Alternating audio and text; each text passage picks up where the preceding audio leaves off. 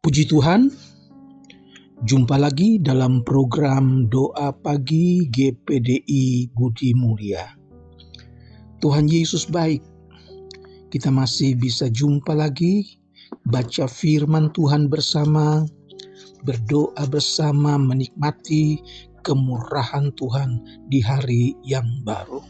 Untuk itu, kita awali dengan doa.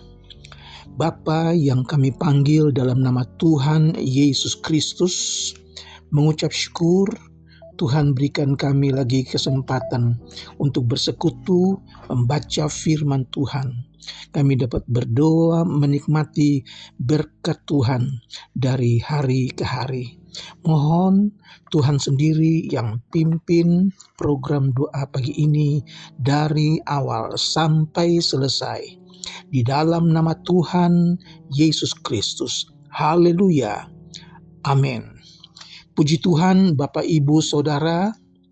Saya akan bacakan satu ayat yang terdapat di dalam Injil Matius pasal yang ke-6 ayat 34. Sebab itu, janganlah kamu khawatir akan hari besok. Karena hari besok mempunyai kesusahannya sendiri. Kesusahan sehari cukuplah untuk sehari. Haleluya.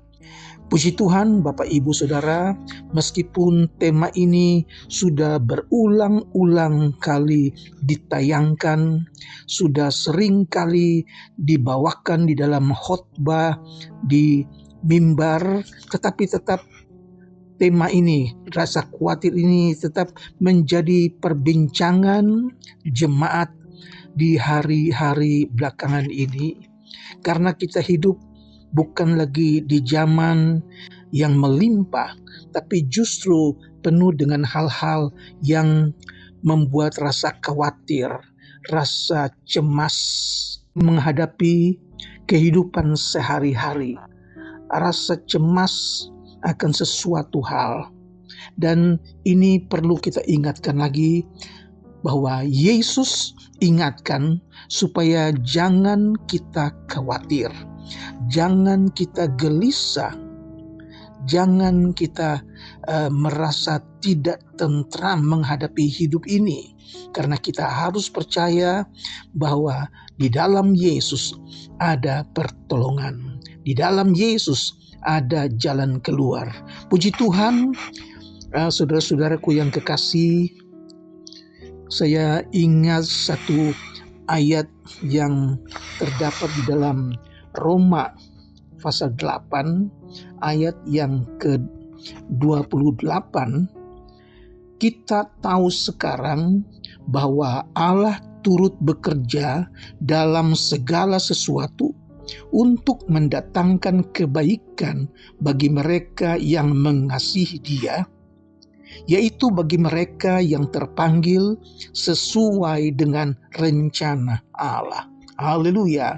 Ayat ini juga sering kali kita dengar, tapi banyak kali kita lupa bahwa menghadapi perkara-perkara yang tidak enak, menghadapi tantangan hidup, kita lupa bahwa firman Allah katakan, di situ pun Allah bekerja. Di situ pun Allah dapat menyatakan sesuatu kebaikan. Buat siapa? Buat orang-orang yang mengasihi Allah.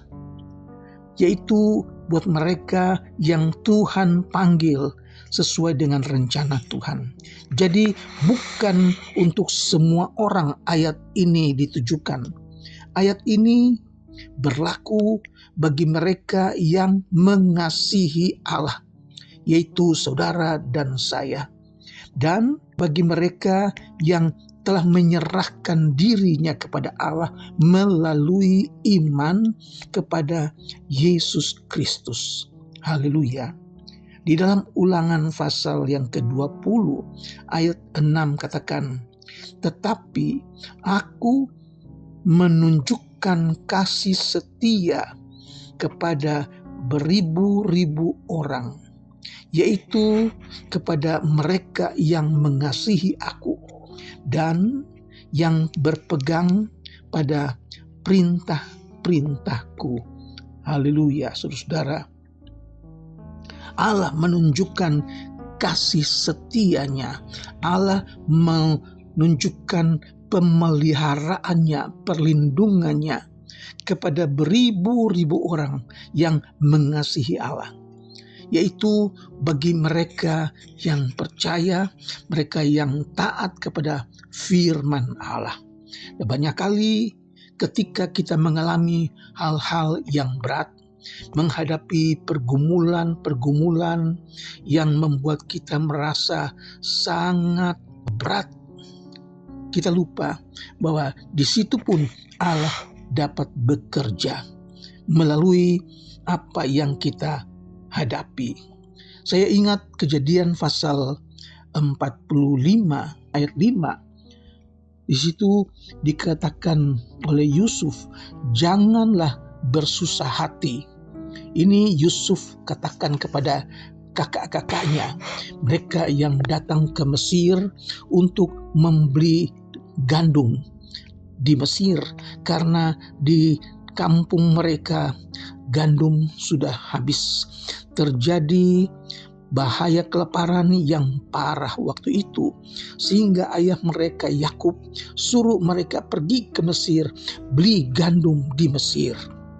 Tetapi justru di Mesir mereka harus bertemu dengan adik yang mereka buang, adik yang telah mereka jual, dan mereka belum kenal pada waktu itu, karena Yusuf sudah menjadi seorang pemerintah yang berkuasa di Mesir. Mereka bayangkan, karena Yusuf yang mereka jual adalah seorang anak yang masih muda belia, seorang yang tidak punya apa-apa. Tetapi ketika Yusuf bertemu dengan saudara-saudaranya, dia mulai bertanya kepada adiknya Benyamin, dia mulai tanya kepada mereka tentang papanya Yakub, dan mereka mulai curiga, kok dia tahu adik kita ada yang satu bernama Benyamin, kok dia tahu bahwa ayah kita bernama Yakub. Dan pendek cerita, akhirnya Yusuf katakan kepada kakak-kakaknya, janganlah bersusah hati dan janganlah menyesali diri karena kamu menjual aku ke sini, sebab untuk memelihara kehidupanlah Allah menyuruh aku mendahului kamu. Nah, di sini ayat ini seperti yang kita baca dalam Roma pasal yang ke-8 tadi, bahwa Allah turut bekerja di dalam segala sesuatu untuk mendatangkan kebaikan. Melalui Yusuf, adik mereka yang mereka benci, adik mereka yang mereka mau binasakan, mereka buang ke dalam sumur, tapi akhirnya mereka jual kepada pedagang-pedagang Ismaili. Dan pedagang-pedagang Ismaili pergi ke Mesir menjual Yusuf di pasar. Dan yang membeli Yusuf adalah seorang kaya Mesir yang bernama Potifar. Potifar membeli Yusuf dan menjadikan Yusuf sebagai seorang budak yang membantu rumah tangganya. Haleluya. Pendek cerita, ketika Yusuf bekerja di rumah Potifar, Potifar merasa bahwa rumah tangganya diberkati, dan Potifar sadar bahwa Yusuf adalah seorang muda yang penuh dengan roh Allah. Yusuf disenangi oleh Potifar, tetapi kita lihat bahwa istri Potifar pun menyenangi Yusuf. Dia menyenangi Yusuf karena Yusuf seorang muda yang ganteng, seorang muda yang perkasa. Oleh sebab itu dia jatuh hati, dia ingin menguasai Yusuf untuk memuaskan nafsunya. Tetapi Yusuf bukan seorang pemuda sembarangan. Dia adalah seorang pemuda yang takut akan Allah, seorang pemuda yang takut akan dosa. Itu sebabnya berkali-kali istri Potifar ingin membujuk Yusuf untuk tidur bersama dengan dia. Tidak berhasil. Berkali-kali dia membujuk Yusuf, tidak pernah berhasil. Sampai satu ketika dia tangkap baju Yusuf karena Yusuf mau melarikan diri, sehingga baju Yusuf itu robek, saudara-saudara. Dan dia berteriak, minta tolong. Dia katakan bahwa anak Ibrani ini sedang berbuat jahat kepadanya. Ketika Potifar pulang, istri Potifar melaporkan kejadian ini kepada suaminya, dan suaminya langsung memenjarakan Yusuf. Tidak ada pertanyaan, tidak ada pembelaan. Yusuf dijebloskan ke dalam penjara. Saudara-saudara, tetapi Tuhan menyertai Yusuf. Di penjara pun Tuhan memakai Yusuf. Tuhan membuat orang-orang senang terhadap Yusuf. Bahkan Tuhan berikan Yusuf kemampuan untuk mengartikan mimpi. Saudara, pendek cerita, Yusuf akhirnya diangkat oleh Raja Firaun menjadi orang nomor 2. Karena Yusuf dapat mengartikan mimpi Firaun. Mimpi yang tidak dapat diartikan oleh orang-orang pintar Mesir. Tetapi Yusuf dapat mengartikannya. Yusuf diangkat. Dan Yusuf yang katakan kepada Raja Firaun tentang masa kelimpahan dan masa kekurangan. Yusuf menyuruh Firaun, bangun lumbung-lumbung gandum untuk menyimpan gandum-gandum di masa panen raya. Dan ketika gandum-gandum itu sudah diisi penuh di Mesir, terjadilah bala laparan hebat. Bangsa-bangsa lain datang ke Mesir untuk membeli gandum di Mesir. Tetapi melalui Yusuf, dan ini yang Yusuf katakan kepada kakak-kakaknya ketika mereka datang ke Mesir untuk membeli gandum. Yusuf katakan, janganlah bersusah hati dan janganlah menyesali diri karena kamu menjual aku ke sini. Sebab untuk memelihara kehidupanlah Allah menyuruh aku mendahului kamu. Puji Tuhan, dalam penderitaan, di dalam linangan air mata, Allah punya rencana. Di situ pun Allah dapat bekerja. Haleluya. Oleh sebab itu Tuhan Yesus ingatkan lagi, jangan kamu khawatir tentang hari esok. Hari esok punya kesusahannya sehari. Kesusahan sehari cukuplah untuk sehari. Haleluya. 1 Korintus pasal 2 ayat yang ke-9 katakan, tetapi seperti ada tertulis, apa yang tidak pernah dilihat oleh mata dan yang tidak pernah didengar oleh telinga dan yang tidak pernah timbul di dalam hati manusia, semua yang disediakan Allah untuk mereka yang mengasihi Dia. Puji Tuhan, apa yang tidak pernah kita duga, apa yang tidak pernah kita pikir, Allah sudah sediakan buat kita, yaitu orang-orang yang mengasihi Allah, orang-orang yang mengandalkan Allah.